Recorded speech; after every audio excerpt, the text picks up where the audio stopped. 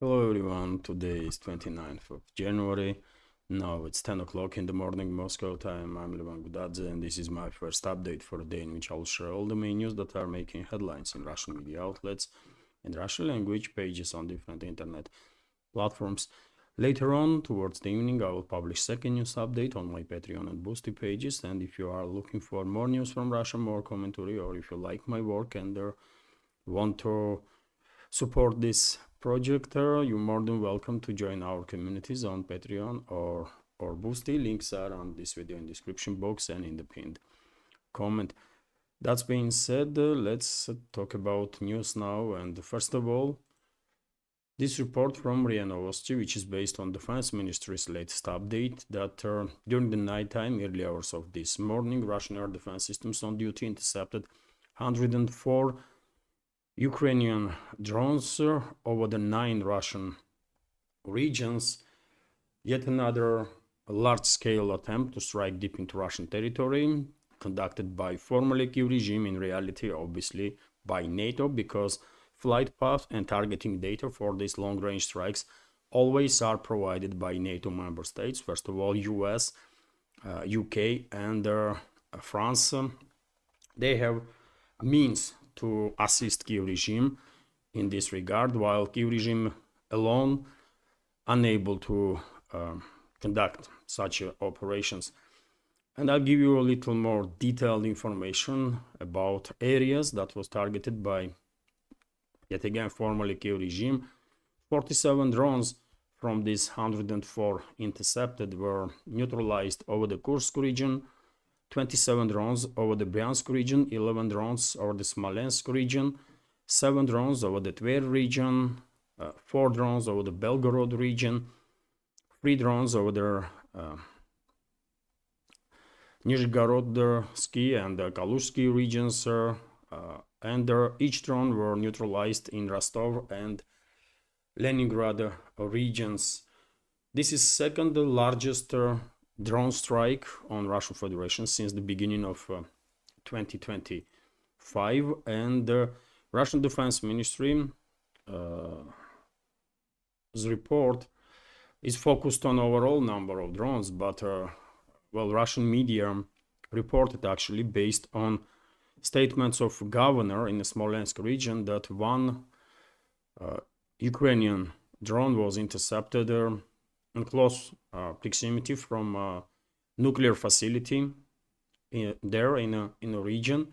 So Kiev attempted to target Russian nuclear facility. According to governor, RT is reporting, multiple Ukrainian drones have targeted civilian infrastructure in Russia's Smolensk region, and at least one unmanned aerial vehicle was reportedly intercepted near the nuclear power facility. Regional Governor Vasily Anoshkin said on Wednesday morning, Russian air defense systems and electronic warfare systems engaged several hostile targets during a mass drone attack on civilian facilities across different districts of the Smolensk region, Anoshkin wrote on his Telegram channel. According to preliminary information, one of the drones were shot down during an attempted attack on a nuclear power facility, Anoshkin stated, without naming the facility itself. Some reports indicate that debris fell near the Smolensk nuclear power plant. No casualties or damage were immediately reported, the governor said. He urged residents to stay calm and avoid open spaces as authorities address their situation. So, nuclear terrorism, yet again, by the way, nuclear terrorism on part of Kiev regime and its Western backers. None of us are surprised at this point.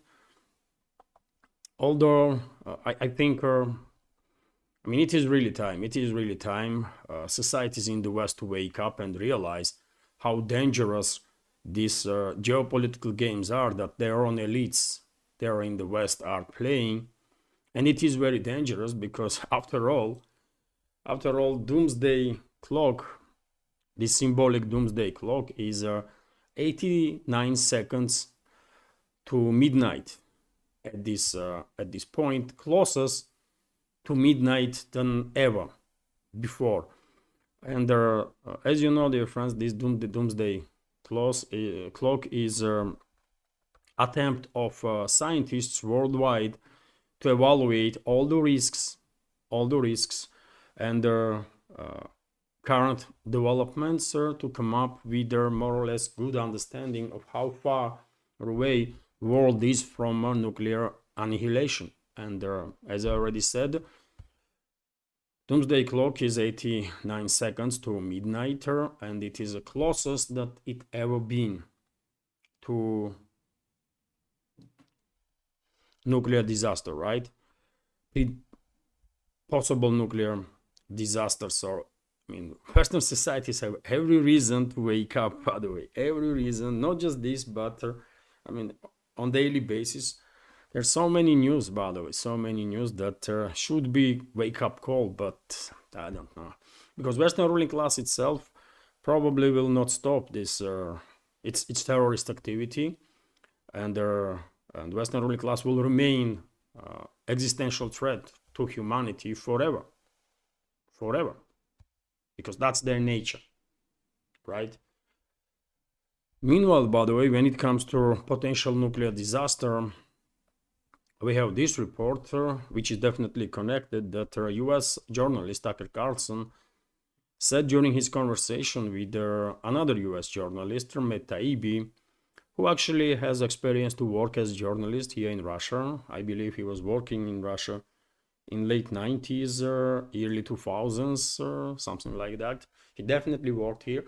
Anyways, they had a very, very interesting conversation, and during that conversation, on Tucker Carlson's platform, Tucker said that according to his information, Biden's administration actually attempted to assassinate Russian President Vladimir Putin. So US journalist Tucker Carlson believes that the US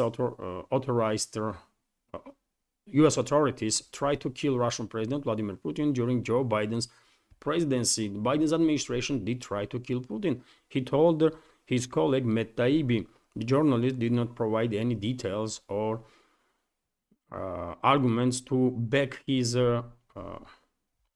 statement. According to him, former US Secretary of State Antony Blinken was pushing extremely hard for a real war between US and Russia, and in his last 2 months in office. And dear friends, if you take in account that during the Biden administration, US was involved in biggest ever in human history industrial terrorist attack, which was an attack on Nord Stream pipelines.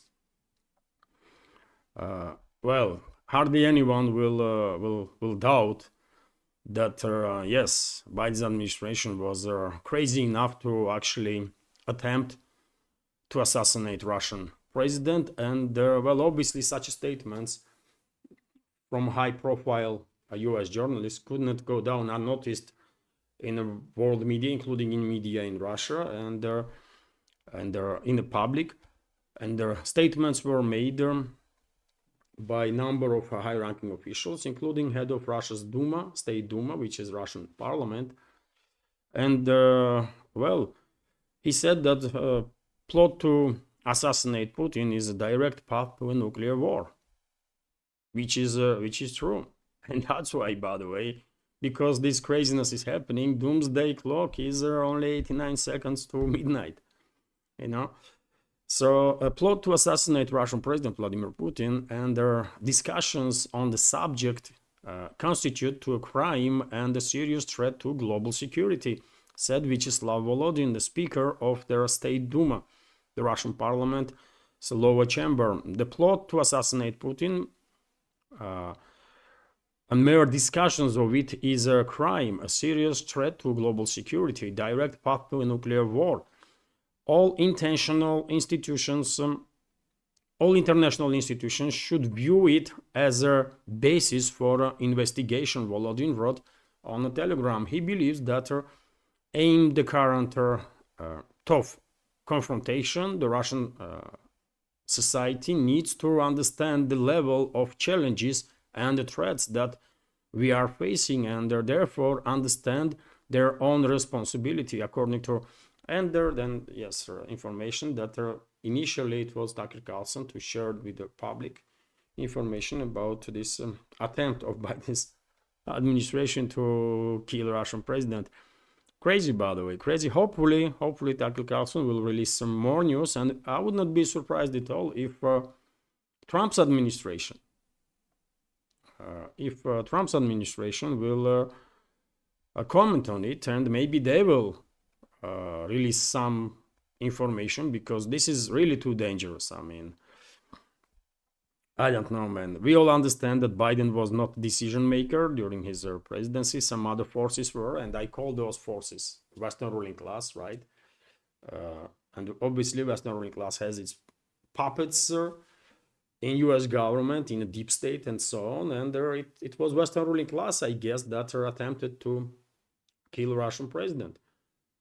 And well, this is really too dangerous, man. Really too dangerous. And I guess it is really time. It is really time for Moscow to stop playing around and to smash freaking faces of the Western ruling class with their extreme force. And Russia definitely can deploy extreme force at any moment, at any second, you know. And Western ruling class will realize that they are no longer playing with the lives of millions of other people. Their own lives are on line of fire now. Until they will realize that their own lives are on line of fire, they're not gonna stop acting this crazy, by the way. That's how it is. That's how it is. And press spokesman of the Russian president, Dmitry Peskov, also commented on this matter and said that Russian security services is doing whatever is necessary to protect high-ranking officials in Russia, including, obviously, Russian president. Although no details were provided about these statements of Tucker Carlson. Obviously, Moscow knows much more that it is sharing with the public at this point, but you know, give it some time, and probably we will learn some more. Meanwhile, TASS news agency is reporting, based on Russian Defense Ministry's update, that Russian armed forces liberated settlement of Dvorechner in the Kharkov region. This is a northern flank of Kupiansk direction. This is northern flank of Kupiansk direction. This is Kupiansk, by the way, and this is Dvorechner. That's the Dvorechner settlement here. Russian troops actually further improving their positions on the right bank of Oskol River, and on daily basis, basically, we are receiving information about additional progress of the Russian troops in this direction, and most likely in fairly short time, Kupiansk will end up being completely surrounded. It is partially surrounded right now. Clearly, cold room is in creation there, but you know, a few more weeks, and picture will become much more clear. Also, we have this report from RT that Russian president spoke about once again about negotiations on the topic of Ukrainian crisis, and he said that Zelensky lacks legitimacy to sign any potential peace agreement, which is also true, by the way. Based on according to Ukrainian constitution, Zelensky is illegitimate. The Ukrainian constitution didn't say anything that during the martial law presidential mandate is prolonged. No, Ukrainian constitution said nothing about that. Ukrainian constitution did say though that during the martial law, legitimacy of parliament, or as they call it rather, is prolonged. So therefore, based on Ukraine's constitution, only Rada is legitimate at this point, right? Or only parliament is legitimate. Zelensky is not, right? So Ukraine's Vladimir Zelensky can participate in possible talks with Moscow if he wishes to, but he lacks the legitimacy to actually sign a peace deal. Russian President Vladimir Putin told the journalist Pavel Zarubin on Tuesday, negotiating with the de facto Ukrainian leadership will not have any legal meaning, giving that Turkey explicitly banned itself from engaging in talks with Moscow, according to Putin. In 2022, by the way, Zelensky, whose presidential term officially ended in May 2024, issued a decree prohibiting negotiations with Russia. and President Vladimir Putin specifically measure that remains in effect until now. Although last week Zelensky claimed the ban applies to all Ukrainian officials except himself, although the original decree did not specify a list of entities barred from talking to Russia, stating only that such negotiations were impossible. And then quote, by the way, from Putin here: if we start negotiations now, they will be legitimate, because when the current head of the regime, that's their only way to call Zelensky today, signed this decree, he was a somewhat legitimate president. But now he can't cancel it because he is illegitimate. That's the trick, the catch, the trap, Putin explained. However, the Ukrainian leadership could find a way out of this situation and circumvent the ban, Putin said, suggesting that the country's parliament could do that. According to Ukraine's constitution, the president of Ukraine, even under martial law, cannot extend his term. Only the representative branch can have its term expanded. That's the Ukrainian parliament, while their president only has a 5-year term. That's it. Russian president noted. So yes, this is a big deal, by the way. And Trump and his inner circle should listen what Russian president is saying if they are serious about de-escalating, because if Russian president demonstrated anything during his leadership, one of the characteristics of his presidency is that every step that he's made has to be in accordance with the law. Everything, by the way, local law, international law, all steps have to be based on this law. And that's why, by the way, in the West, in the Western propaganda, you're never gonna hear about these topics, for example. But that's why before new regions of that used to be part of so-called Ukraine joined Russia, there was referendums in these regions, right? There was referendums, by the way, based on UN foundational documentations about rights of the people of self-determination, right? So there was a referendums. On referendums, people first decided to break out of Ukraine, and then they voted to join Russia. That's how it was done in all new regions, by the way, right? Because it is important to do every single step in accordance to Russian law, obviously, and the international law. Law, by the way, that UN is promoting, not this rules-based order that Western ruling class is talking about. We don't care about rules, their rules and their illusions. We just simply don't, right? But there is a UN foundational documents which says that all people have a right for self-determination, right? And based on that, these regions conducted referendums. They break out of so-called Ukraine, and then people there decided that they want to join Russia, and they joined Russia. Russia accepted results and the wishes of the people there, right? So if anything is characterizing Russian president is this constant pursuit that every single step should be in accordance to law, right? And therefore he is absolutely serious, by the way. He is absolutely serious that Zelensky cannot sign anything because he is illegitimate, right? And therefore I hope Trump's administration is listening to these statements of president, and they will use their leverage to actually force Kyiv regime to conduct presidential elections as soon as possible, so that someone who will be elected or who will have at least some level of legitimacy will participate in negotiations and sign agreements if there will be any, right? So this is very important. Very important. Although I don't know if Western so-called elites understand importance of it. I don't know. Meanwhile, dear friends, relationships between Kiev regime and their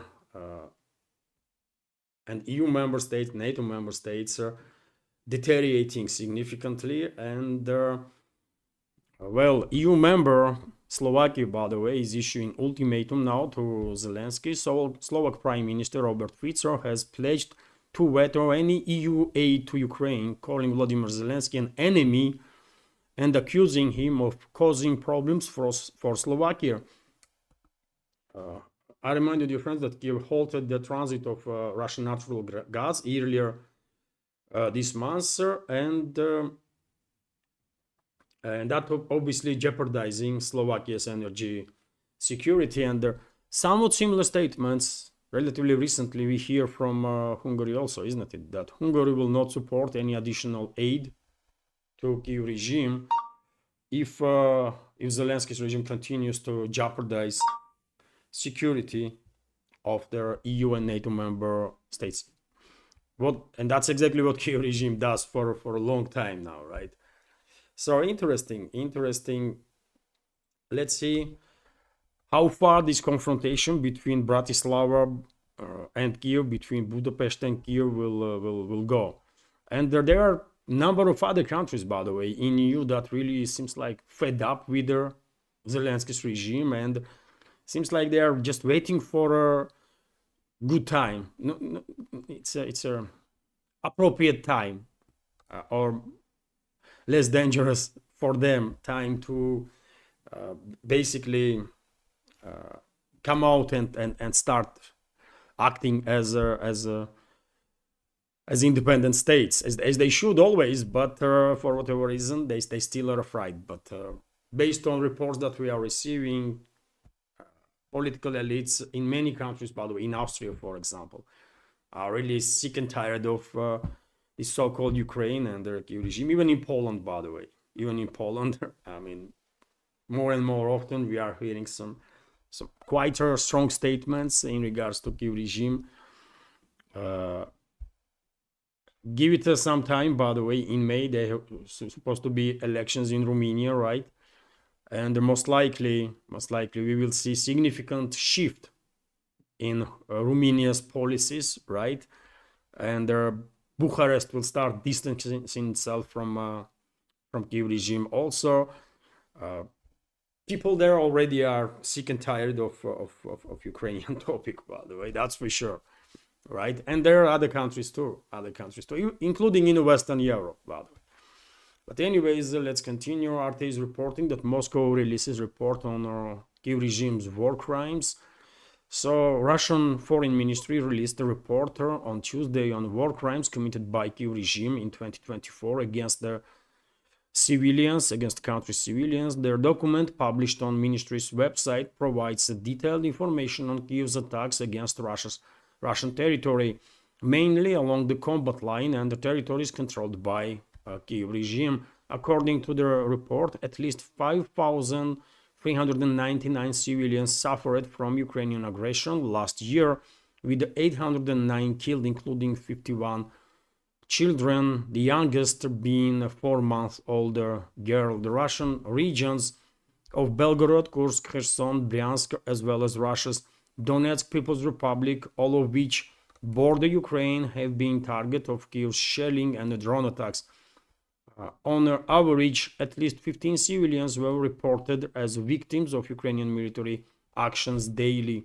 The report said that in total there was over 87,880 recorded cases of Russian civilian targets being hit last year. On average, 240 strikes were carried out daily over the year, using their entire available arsenal of weapons supplied by the West at the expense of taxpayers of these countries, the document said. And by the way, obviously horrifying numbers here.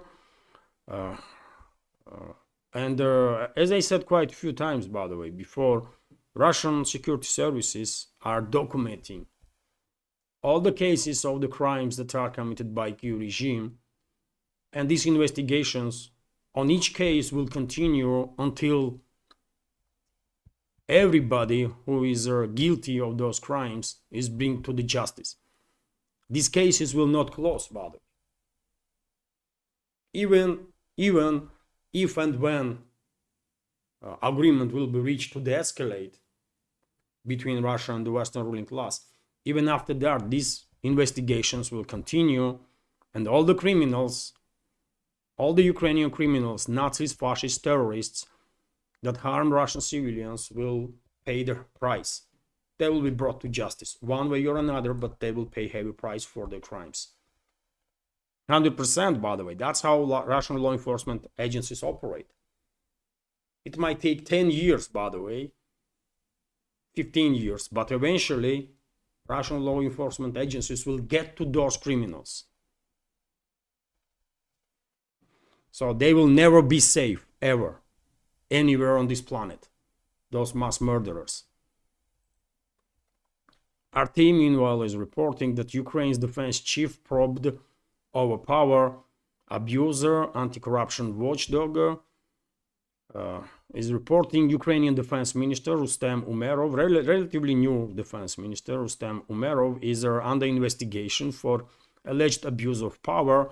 Non-governmental anti-corruption watchdog has announced that the defense chief has been under fire over his decision to dismiss the head of the country's independent defense procurement agency. The controversy comes as Ukraine continues to grapple with their endemic corruption, which has been a major cause of concern for Kyiv's Western backers and well, your friends.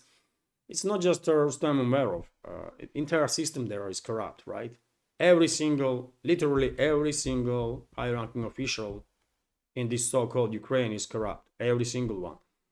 And they are divided in different groups, isn't it? Different groups, different clans, and they are constantly fighting each other for a better position to be able to steal more money that they are receiving from the West, right? That's what is going on.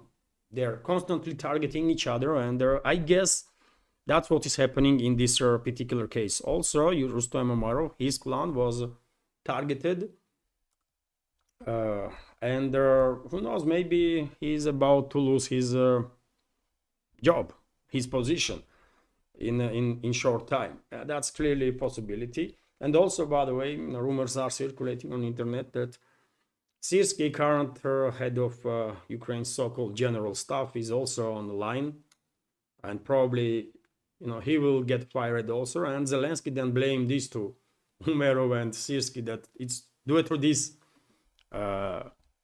elements. Kyiv regime was unable to maintain some defense lines on the front line. Obviously, I mean, Zelensky not gonna blame himself, isn't it?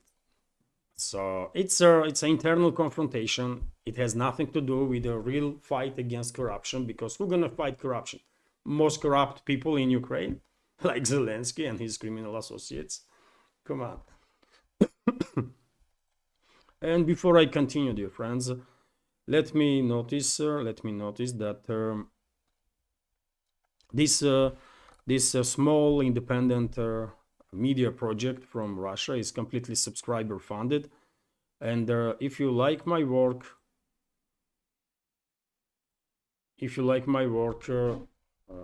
my channels, please consider to support this project. You can do it with donation through PayPal platform. Recently I updated PayPal account. Previous one was blocked. Previous one also was made for me for this project by relatives. This new one also made by relatives. So it worked, I believe, at least day before yesterday. There was 2 donations for the project. Yesterday nothing, but day before yesterday there was 2 donations. So it works, I guess. So yes, you can donate through PayPal, new account of PayPal. Also, you can use Boosty platform to support this project, or you can subscribe to my page, by the way, on Patreon and Boosty, where I have quite a lot of extra content on regular basis. All the links are on this video in description box and in the pinned comment, including crypto wallet in case you are operating through crypto currencies. So yes, dear friends, that being said, let me also give you this news. I just, this is my Twitter X page, and you on your screen seeing now episode when US F-35 fighter jet, 5th gen fighter jet, crashed in Alaska. Pilot ejected, and the pilot was taken to hospital for examination. As you can see, by the way, pilot did eject her, and I guess investigation will share with public reasons why F-35 plummeted. It looks like it was either stalled or it lost completely energy. Maybe engine was shut down or something. I don't know, but it just fell like a rock, isn't it? These planes, by the way, the US military industrial complex is quite good, isn't it? Over engineering stuff. So that they will make money not just by selling these weapons, but also by maintaining these weapons that constantly need maintenance due to their over engineering, right? Something will always break. There's so much stuff is put in these platforms. And I would not be surprised if that was the cause of this crash. Maybe some program among 1,000 others did not work properly, plane lost their power or something, and that's the result. There was always some issues with these 5th gen fighters of the US with their oxygen supply, right? Some pilots after a few minutes of flying were feeling dizzy, and some even were losing consciousness for time being, for a couple of seconds. But it is increasingly dangerous because these planes are flying with high speeds, right? A couple of seconds might be enough to lose altitude so much so that you may get crushed, right? There are constantly some issues with these planes, by the way, especially F-35. It's total garbage, I believe. And the scam. It's a total scam. F-35 is not any better than latest generations of F-16s. Also capable plane for ground attacks, right? And also very capable air-to-air fighter. F-35 is definitely not better than FA-18s, right? Super Hornet, and definitely F-35 cannot come closer to latest modifications of F-15s. So it is clearly scam, by the way. Some may argue, you know what, it is a stealth plane. Come on, man, are you serious? Latest radar technologies don't really care you are stealth, or you have stealth coating or stealth design or not, right? Long wave radars can detect these planes with these. Let's be real here, right? And the radar technology is improving constantly, right? Not just radar technologies, but also Russian planes. All Russian fighters, by the way, are equipped with their also thermal detection system, 360-degree, right? Which allows Russian planes to track and target hostile planes based on their heat signature. And obviously, while these planes, 5th generation, 6th or whatever, while they are flying through atmosphere, they are generating heat anyways, right? They're generating heat. And that heat is enough to this detection system to track it and then target it. Anyways, let's continue, by the way, with some more news. Glad newspaper is reporting that, well, as I said in yesterday's second update on Patreon and Boosty, there was a Russian delegation, first visit of the Russian high-ranking delegation to Syria since fall of Bashar al-Assad's regime, since these pro-Turkish terrorist groups overtook the country. And I was not happy with this news. I'm gonna say it directly, by the way. But same time, I understand that well, Moscow had to deal with their objective reality, right? And objective reality on the ground is that these pro-Turkish terrorist groups are in charge now. right? And Russia has two military bases, two major military bases in Syria, and even to withdraw these bases from Syria, to organize this withdrawal in safer and secure manner, you have to talk to these criminals that are in charge in Damascus now. These are terrorists, by the way, mass murderers and terrorists, and should be exterminated, right? In a proper world, they would be exterminated. But unfortunately, in this world that we are living, they are now in charge of Syria. Well, and Moscow just had no option but to deal with these animals, right? To organize safe and secure withdrawal, I guess, of Russian bases. Although, according to some reports, Turkey, Erdogan's terrorist regime, wants Russian bases to stay in Syria because Erdogan wants to have some leverage over Russia, right? Erdogan can always brag about that, you know what, it's me that organizing safety of your bases, so I'm helping you there in Syria, so you give me favor in some other areas. You know, Erdogan's regime is all about business, right? And it cannot be trusted. As these terrorists, by the way, that are now in charge of Damascus should not be trusted ever.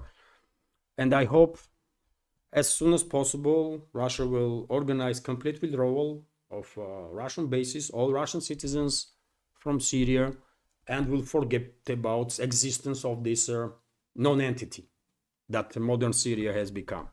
I really hope so, by the way. This is just my personal opinion as a single citizen, you know, as one citizen, not single, but one citizen of Russia, right? I don't know what Moscow gonna do, but I'm definitely not happy that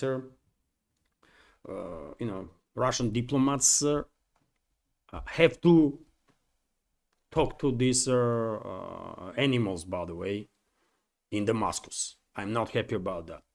Absolutely. Terrorists are terrorists, by the way. There are no good and bad terrorists. All of them are bad, right? That's it. And should be exterminated. Period. But yet again, obviously, emotions are aside. You know, when you are in charge of country, you have to deal with objective reality, always. And obviously, Moscow don't really have an option now but to talk to those creatures there, right? Mass murderers. For the time being, I'm quite sure, by the way, this is just a you know, attempt on part of Russia to basically organize safe and secure withdrawal of Russian bases. And after a few months, I guess Moscow will forget about the existence of that non-entity. So-called Syria, by the way. It's no longer a country, right? It's just a terrorist-controlled territory. That's how I see it, anyways. So RT is reporting here that well, South Asian nations are close to in-kind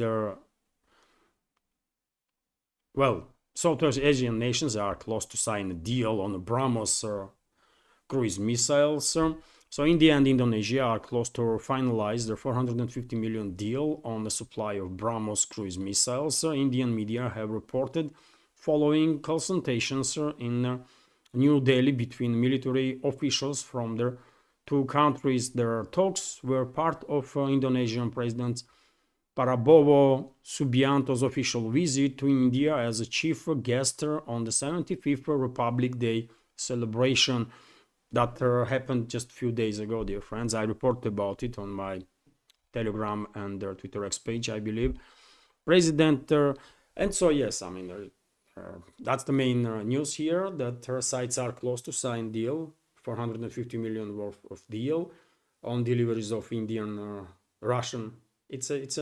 These missiles were created by as a result of cooperation of India's and Russia's military industrial complexes, and I believe company that produces these missiles are also Indian-Russian consortium, right? And well, great news, by the way, great news. India is playing more and more increased, serious role on the world market of weapons, right? And I'm happy for India. It's a great stuff. I see always India as a strategical partner and a friend of ours, and therefore any success for India is success for us also. That's how I see it. And there are obviously, by the way, we have to talk about situation in Serbia. Unfortunately, it looks like Serbia will be first country among several that are now under pressure of the Western ruling class and experiencing attempts by the Western assets there to conduct regime change. So Serbia will be first, which might fail to this pressure, because yesterday, for example, initially there was report that Prime Minister is planning to resign, and then we received confirmation that yes, Prime Minister of Serbia, Miloš Vučević, actually resigned, and according to some reports, a number of other high-ranking officials in Serbia also made decision to resign on the background of this constant demonstrations and attempts of Western-controlled so-called opposition, NGOs, and the rest of their Western assets to destabilize country and conduct regime change. And well, resignation of Prime Minister definitely is a sign of weakness on part of current government of Serbia, and therefore, I mean, maybe I'm wrong. Our friends from Serbia can share their view of the situation, but that's how I see it. When Prime Minister is resigning under circumstances, when West is increasing pressure constantly, it makes you look weak, right? And so, yes, unfortunately, Serbia may fail first to this regime changes that West is pushing now in number of countries, including in Slovakia, in Georgia, and Hungary is on its way, by the way. Hungary is not safe yet from potential regime change operation, right? So, sad, by the way. Sad to see that, Serbia may become yet again casualty of aggression of the Western ruling class. But RIA Novosti, meanwhile, is reporting that operator of the Nord Stream 2 pipelines, Nord Stream 2 AG, received their rights to conduct some conservation works on the pipelines. I guess this is a sort of good news, because obviously these damaged pipes are,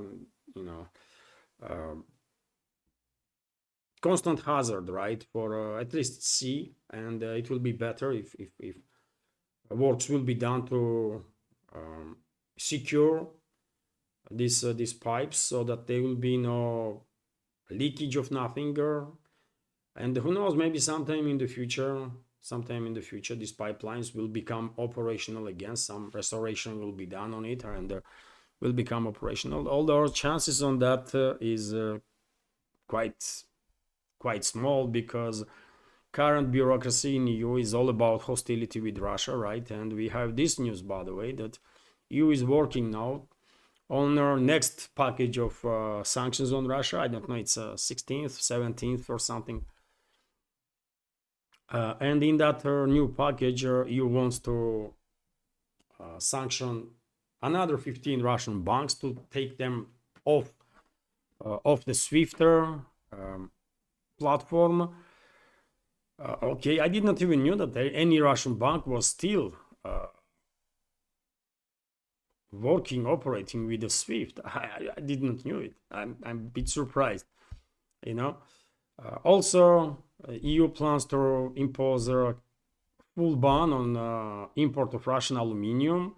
First year after sanctions, Western companies will be able to buy some volume of Russian aluminium under the control of Brussels and permits from Brussels. and that's it. Then they will not be able to buy any aluminum from Russia, which means that everything that has aluminum in it will rise in prices for European customers, right? Because very same companies still gonna buy Russian aluminum, but not directly from Russia, but through third parties or fourth parties. They will find a way, but eventually, obviously, it will make final product significantly more expensive than it should be if these companies were able to directly trade with Russia. Yet again, just take a look, dear friends. Whatever steps Brussels are making, these Brussels corrupt bureaucrats, every single step is damaging interests of the people of the EU member states. Literally every single step they made is against true interests, core interests of the citizens of the EU members, by the way. And people still are sleeping, people still don't understand what is going on. This is fascinating stuff, isn't it? What propaganda of the Western ruling class did to the majority of their societies in Europe, that they are observing all this stuff and they have no reaction on it. I just don't get it, man. I don't know. But when it comes to Russia, well, for Russian businesses, by the way, maybe this is even more profitable, these sanctions, because they will find their new markets, right? And they will eventually sell most likely more their goods than they were selling on EU markets, right? Diversification of business, it's always good. It's always good. So these sanctions, even Western experts are saying that these sanctions actually are quite helpful for Russian economy to fast track diversification. Crazy, by the way, crazy. And meanwhile, by the way, EU corrupt officials still did not manage to find agreement on complete ban of Russian LNG. It seems like at least a few people among Brussels bureaucrats know mathematics, and when those few people were counting what volume of LNG is available on the world market and what will happen if they will cut off Russian LNG completely, well, once they realize that it's gonna further destroy, this decision of Brussels is gonna further destroy economy in the EU, I guess they come up with a compromise decision that EU states should be able to buy Russian LNG, at least for time being. Okay, but you should ban, by the way. Brussels should ban EU member states to buy LNG from Russia, and you know what? That will fast track destruction of the EU. EU is absolutely artificial entity, right? It should not exist. EU should not exist. It's artificial. It's not based on natural waves in Europe to get united and to forget about our culture, local cultures and traditions and histories. This is not natural. Whatever EU is pushing is not natural for European states, right? It's completely artificial, and more crazy policies you will adopt, faster you will break down, right? So therefore, it is a little sad that they did not ban LNG imports from Russia completely. They should, man. That will fast track EU destruction for at least a couple of years. But anyways, let's continue with some more news. Do you see how we've observing all this stuff, by the way? For us, these actions of the Brussels bureaucracy is all about how long you will last, because they're not gonna destroy our economy. They tried and failed, right? So it's all about how long you will last now. More sanctions they will impose on Russia, faster EU will collapse. So therefore, many people here in Russia may be even in favor of more and more sanctions because you know what, everybody fed up with EU. So let's get rid of this nonsensical quasi state, quasi organization, right? That's how it is, man. Meanwhile, by the way, there was an accident in the Karsk Sea. This is Russian Arctic, obviously. And the Russian nuclear icebreaker, 50 years of victory, 50 лет победы, was damaged a little bit. Not, how should I say? Let me translate. There was an accident, by the way, this icebreaker, nuclear icebreaker, while working to free some vessels from ice or to provide a way for them, touched on other vessel little bit, and there were some scratches on the board of this vessel, but it's still operational, by the way. So the nuclear powered icebreaker, 50 years of victory, was damaged in a Kara Sea. The press service of the Rosatom told RIA Novosti on the night of January 26 in Kara Sea in the Arctic, while making the tour, the icebreaker, 15 years of victory, received the damage to the hull of their left side edge. Their statement said it is specified that there are no casualties.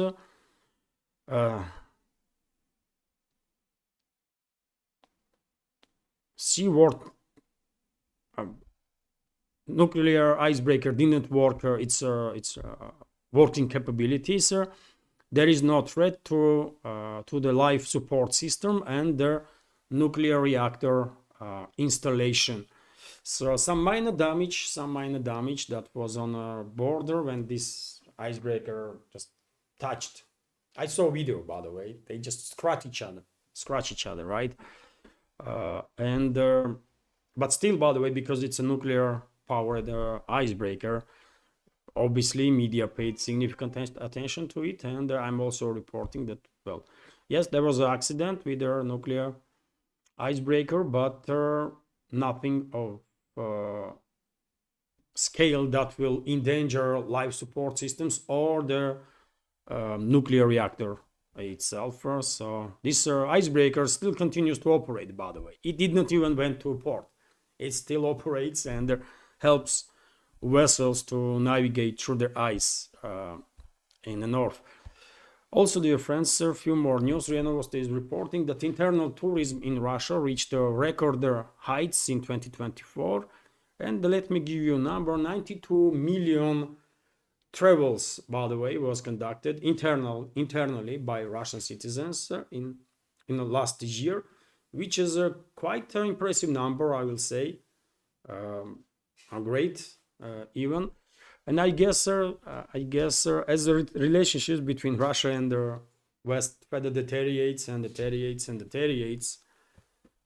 eventually I guess there will be some new iron wall between the sides, and it will become almost impossible to travel from Russia to West and from West to Russia due to actions of the Western ruling class, by the way. Otherwise, Russia is open. Russia did not impose any additional restrictions, right, to travel in Russia. It's exactly the opposite. Russia encourages foreigners to visit Russia as tourists to see what Russia has to offer. But still, while relationships between Russia and West deteriorates and less people from Russia travel into Western countries, obviously they are traveling more inside the country, and they are getting know Russia better, right? And Russia really has, so much to offer, from volcanoes, by the way, on Kamchatka, right, to nice beaches on the Black Sea, right? Caucasus Mountains, Ural Mountains, steppes, forest, such a massive forests that there are so many places in Russia that humans never even stepped. Right? That's how massive Russia is, by the way. It's a wonderful place, and obviously, if I had the opportunity, by the way, I would love to go to Kamchatka.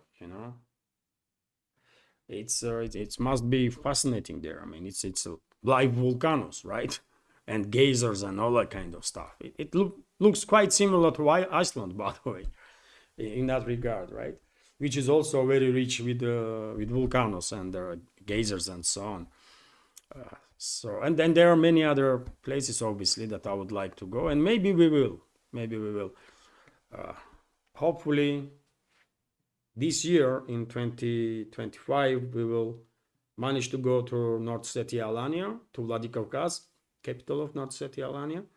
Wonderful place, by the way, in the northern Caucasus of Russia. And hopefully if we manage to, hopefully we will manage to go to at least for several days into St. Petersburg. That will be greater. I'm quite sure my kids would find it fascinating, all this wonderful architecture of the St. Petersburg, which is one of the most beautiful cities in the world, right? I guess everyone would agree with me, or majority. But let's see. So I mean, there is so many places, that one may go, by the way, here in Russia, that I'm quite sure this number will significantly increase for next year, and more citizens of Russia will travel inside the country to get to know better all the regions, everything that Russia can offer. And I will end this update, by the way, on this news that by 2030 Russia is planned to have a constellation of the satellites with their 650 devices in space. So Russia's satellite constellation is expected to grow to about 650 state-owned satellites as a part of a national project dubbed the development of a multi-satellite orbital constellation. Yuri Borisov, CEO of Russia's Roscosmos State Space Corporation, stated, and well, this is obviously a good news. Only few countries in this world are in position to even have any plans about space installations, and Russia is definitely one of them. It's the US, obviously, Russia, China, India, and a few other countries. Few other countries are trying to, European space program. Also, obviously, France has some capabilities in this regard,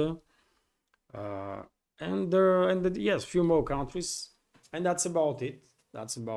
So Russia is definitely a member of this club of the countries that are capable to independently create not just space installations, but to independently conduct space flights, spacewalks, conduct research missions, and so on. Unfortunately, Russia is not on the same level when it comes to pioneering certain directions in space exploration as the Soviet Union was, right? Soviet Union was first in so many ways when it comes to space, isn't it?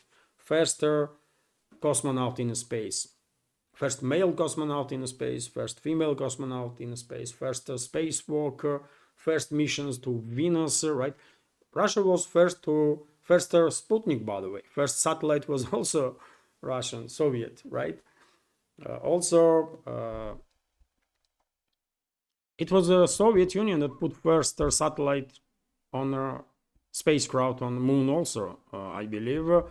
Soviet Union was first and only country that successfully managed to land on Venus, by the way, one of the most hostile planets in our solar system. Actually, most hostile planet in our solar system, right? It's it's a global warming on steroids there, isn't it, on Venus? So temperatures are reaching some 600 degrees on the ground or higher, and atmospheric pressure is like on the ground is like if you deep dive in 4 kilometers under the sea. That's how high atmospheric pressure is there. And the Soviet Union managed to land its spacecrafts on Venus, and they managed to operate for a number of hours eventually, latest ones. So there were so many successful stories, isn't it, when it comes to Soviet space exploration. Russia may not be on top of the game on the same way as Soviet Union was, but give it some time, 10, 20, 30 years, and probably Russia will start again leading space explorations in a number of directions. And maybe humanity will manage to cooperate at least in space, for God's sake, That will be good also. And this is it for now, dear friends. Quite a relatively long update, but hopefully you will find it informative, interesting, and useful. And if so, please click that like button, leave some commentary just about anything. This is the only way we have to try at least to influence algorithm, especially on YouTube, which yesterday crashed my video for whatever reason. By the way, I'm losing understanding of this craziness of the YouTube's algorithm. I don't know, man. Something is wrong with this YouTube platform. I hope Trump's administration will influence processes in and around Google Corporation or Alphabet Corporation, and they will broke Google in several companies, YouTube in several companies, so that maybe under new management this platform will become a little more adequate, because this is nonsense, by the way, what YouTube is doing now and for a long time. But anyways, if you can, please click that like button and leave some commentary. Share information about my channel with your friends that might have interest in the news from Russia, or commentary from Russia, or if they want to understand how citizens of Russia view certain developments in this world. And yes, if you like my work and if you want to support, you can do it through several means. All the links are under this video in description box and in the pinned comment. This is it for now. Have a wonderful day and take care.